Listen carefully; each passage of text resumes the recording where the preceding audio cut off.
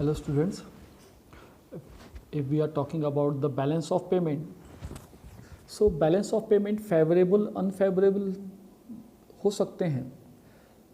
The question arises कि ये जो balance of payment अनफेवरेबल होता है या लेस होता है या डिसइक्विलिब्रियम आता है, इसमें फ्लक्चुएशंस आते हैं बैलेंस ऑफ पेमेंट में, या नॉट स्टेबल, या we have less imports and more exports, या more imports less exports. ये क्यों होता है? So we can conclude that the factor responsible for unfavorable balance of payment वो क्या क्या हो सकती हैं. So first, economical factors में high domestic prices. अगर हमारे देश में domestic prices of the goods services are more in compare to the rest of world, nobody will demand our goods, so हमारे एक्सपोर्ट्स कम हो जाएंगे. अगर हमें चाइनीज़ मोबाइल सस्ते दामों पे मिलते हैं, the qualities of the Chinese mobile या products they are cheaper in कम, their domestic price is very less. China में उनकी कीमतें बहुत कम हैं in compare to India, so definitely we will import that goods from China, क्योंकि हमको अगर हम उस चीज़ को बनाते हैं, मैन्युफैक्चर करते हैं, तो manufacturing cost will be more, और वो कॉस्ट ज़्यादा होगी तो people will not purchase that. So by that reason high domestic price decreases our export. हमारे देश की ज़्यादा कीमतें वस्तुओं की या high domestic prices decreases our export, और low domestic prices of the goods in our country increases the export. अगर हमारे देश की चीज़ें सस्ती होंगी तो वो दूसरे देशों में बहुत ज़्यादा डिमांड की जाएंगी. एक example, the medical facilities in India is little bit cheaper in compare to the rest of world. विदेशों में जो इलाज हैं, यूरोप, अमेरिकन्स, ऑस्ट्रेलिया, यहाँ पर इलाज महंगा है, मेडिकल फैसिलिटीज़ महंगी हैं, ट्रीटमेंट महंगे हैं, और इंडिया में सस्ते हैं. So the people, these foreigners from this country comes India for medical treatment more.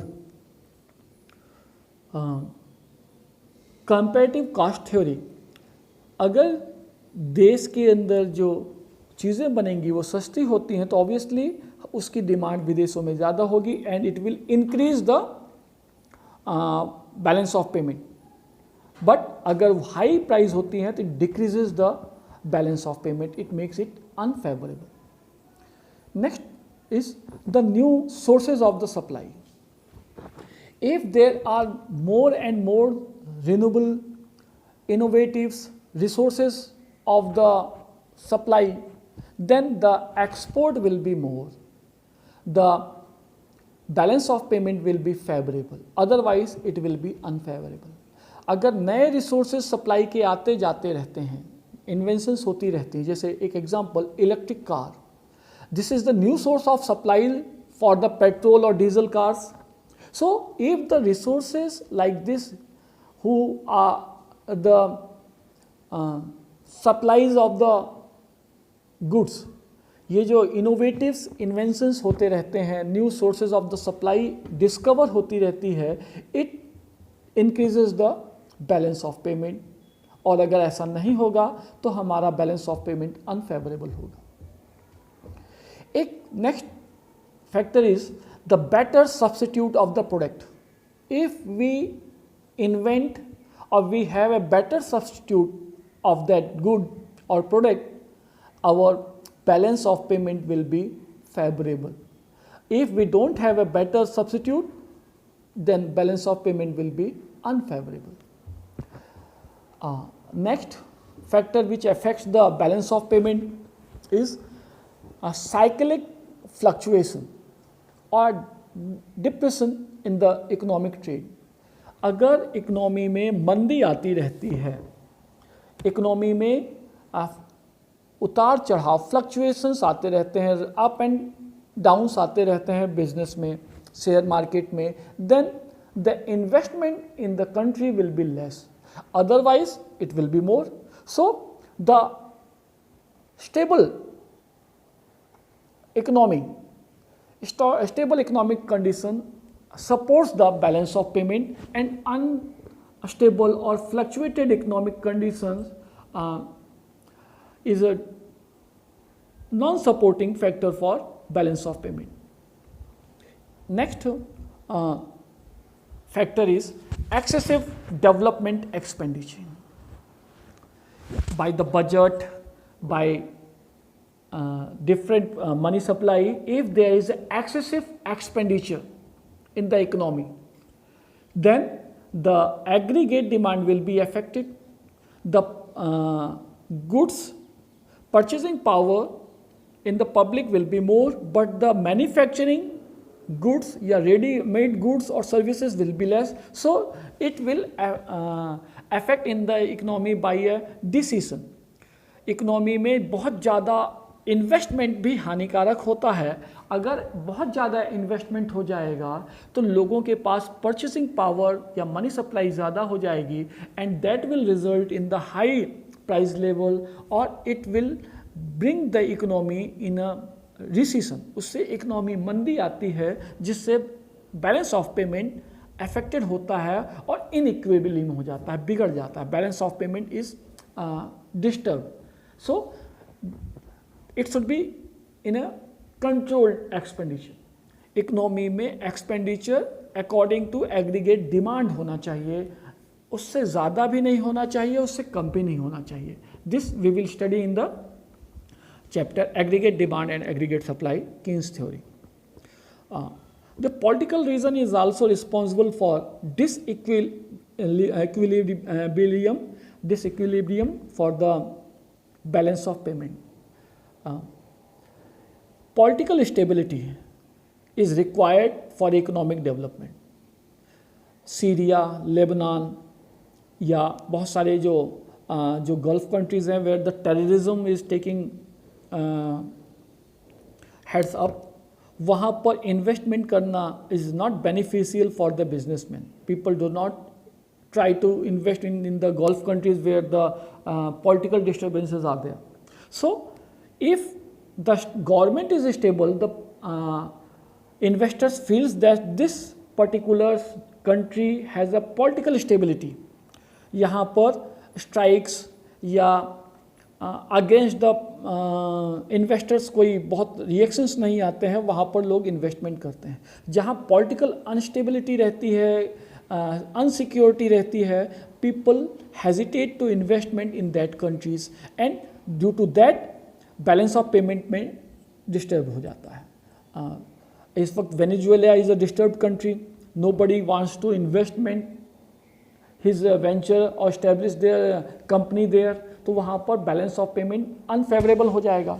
America, Britain, Australia, Canada, these are the peaceful countries where the economic disturbance does not take place. यहाँ पर government favors the foreigners who makes the investment there. So ऐसे देशों में investment बहुत ज़्यादा होता है. One example, Tata has established his nano car project in the Bengal, and at that time Bengal में बहुत ज़्यादा पॉलिटिकल डिस्टर्बेंस होने लग गया और उनके खिलाफ बहुत सारे प्रदर्शन होने लग गए, स्ट्राइक्स होने लग गई. तो टाटा ने वहाँ से अपना वेंचर एस्टेब्लिशमेंट हटा करके गुजरात में शिफ्ट कर दिया. So the loss suffered by the Bengal's, and Gujarat वाले पॉलिटिकल स्टेबल कंट्री, वहाँ पर पॉलिटिकल स्टेबिलिटी थी, तो Gujarat is a rich state because of this facilities. वो वहाँ अच्छी फैसिलिटीज़ प्रोवाइड करता है. Haryana too has a good establishments of the factories because it is a politically stable countries for the economic purpose. There is another factor which affects the balance of payment, that is a taste, habits, fashion and preferences of the countrymen. किसी particular country या state या area में if the peoples are rational, परिवर्तनशील, वहाँ के लोग अगर technology के साथ आसानी से परिवर्तनशील हो जाते हैं, न्यू टेक्नोलॉजीज़ को अडॉप्ट कर लेते हैं, उनकी फैशंस और प्रेफरेंसेस उस अकॉर्डिंग है, तो वहाँ पर बैलेंस ऑफ पेमेंट फेवरेबल होता है. They accept and welcomes the new innovations. और जहाँ पर पीपल आर इरेशनल, आसानी से परिवर्तित नहीं होते हैं, neither they change their taste, fashion और प्रेफरेंसेस, वहाँ पर economic balance of payment unfavourable होता है. They will not accept the innovation, new technologies, और they will not change their taste according to the change in the society. ऐसी जगह पर balance of payment unfavourable हो सकता है. सो these are the factors which are responsible for the disequilibrium in the balance of payment. Our next topic is what are the causes for responsible for unbalance of payment. किसी भी country का balance of payment unfavourable है, वो क्यों है, वो जानना इसलिए भी जरूरी है because by knowing that cause we can uplift our balance of payment and we can turn our unfavorable balance of payment into favorable balance of payment. हम अपने इकोनॉमिक स्टेटस या इंफ्रास्ट्रक्चर को मजबूत कर सकते हैं अगर हमें ये मालूम हो कि हमारा बैलेंस ऑफ पेमेंट वीक क्यों है, हमारा अनफेवरेबल बैलेंस ऑफ पेमेंट क्यों है. तो first is more demand of consumption goods. If the countrymen have a more consumption demand are that demands which are for the consumption only. अगर ऐसी demands ज़्यादा रहेंगी तो बैलेंस ऑफ पेमेंट अनफेवरेबल हो जाता है. और वहीं पर अगर कैपिटल गुड्स की डिमांड ज़्यादा है तो we will earn from that capital goods. हम उस कैपिटल गुड्स से अपनी इनकम बढ़ाएंगे, तो हमारी इनकम बढ़ेगी तो हम we will make more production by that, और हमारा बैलेंस ऑफ पेमेंट फेवरेबल हो सकता है. मगर अगर कंजम्पशन गुड्स का डिमांड ज़्यादा होगा तो हमारा बैलेंस ऑफ पेमेंट अनफेवरेबल होगा. यानी खाने पीने की चीज़ें जहाँ पर लोग ज़्यादा कंज्यूम करते हैं, खाते हैं, उसको हजम कर जाते हैं, वहाँ पर बैलेंस ऑफ पेमेंट अनफेवरेबल होता है. If next heading is if the machineries and other tools equipments are imported, वहाँ पर बैलेंस ऑफ पेमेंट अनफेवरेबल होगा. क्योंकि अगर हम अपने डोमेस्टिक कंट्री में मशीन्स, टूल्स, टेक्निकल इक्विपमेंट्स नहीं बनाते हैं, दूसरे देशों से मंगाते हैं. जैसे एक एग्जांपल राफेल एक मशीन है, स्पेस का वारशिप है. इस वारशिप को हमने विदेशों से मंगाया and we pays 3,500 crore rupees for one Rafale. So अगर ये हम अपने देश में बना लेते तो बैलेंस ऑफ पेमेंट हमारा फेवरेबल होता. For 6 rifles we are giving to pay more than 20,000 crore rupees. So that is making our balance of payment unfavourable. And if we don't import the machines, tools and kits from abroad, then our balance of payment will be favorable. इसी तरीके से defence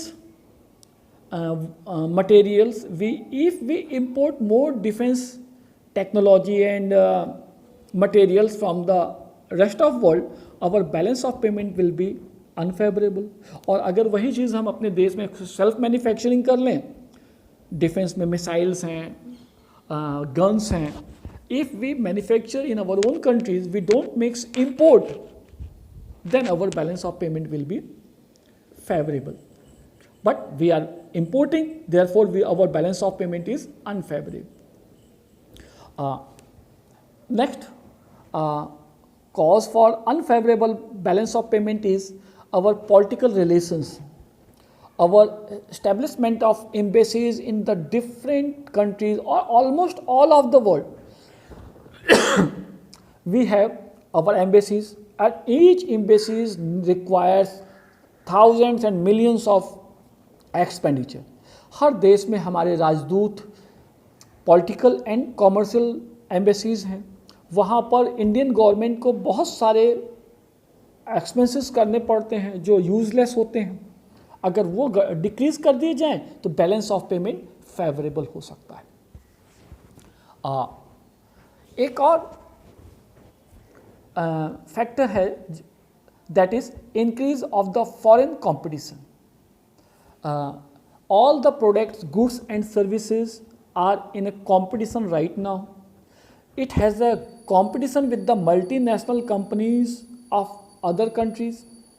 अगर भारत में कोई चीज़ बनती है, it becomes a rival for the other countries product, और वहाँ पर कॉस्ट वेरिएशन आ जाता है।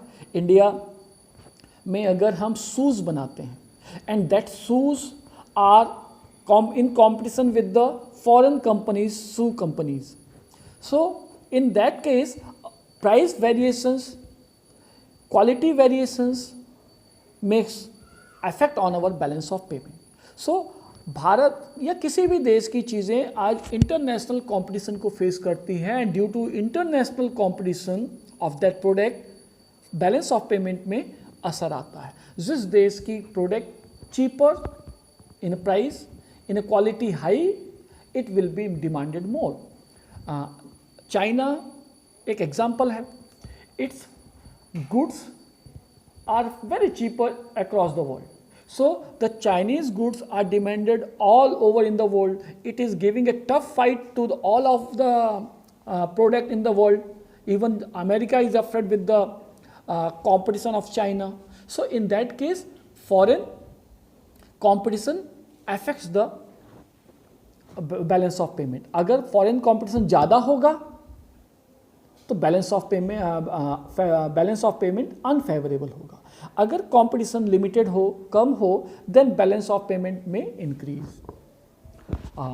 One more factor which is responsible for unfavourable balance of payment, that is petrol price या petrol product prices. This oil prices all over the world affects the balance of payment. Today we have a petrodollar economy. अगर तेल की कीमतें बढ़ती हैं, crude oils की, that is decided by the OPEC.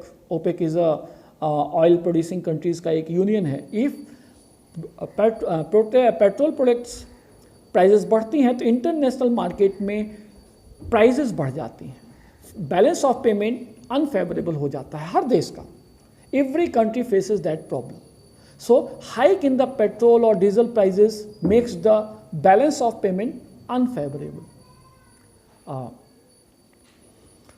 एक और interesting point है which affects the balance of payment, that is slow growth of export. If our export policies is slower, obstructive, problematic, tariff problems are there, quality problems are there, custom duties and excise duty, GST, ये सारे taxes अगर export पर रहेंगे और वो export policy rigid रहेगी तो हमारी एक्सपोर्ट स्लो हो जाएंगे। That effects the unfavourable balance of payment. इसीलिए गवर्नमेंट चाहती है कि एक्सपोर्ट्स पर से बैरियर्स हटा दिए जाएं, उसको इजी एंड कंफर्टेबल बना दिया जाए ताकि द इंडियन बिजनेसमैन या companies feel free and easy to export their goods.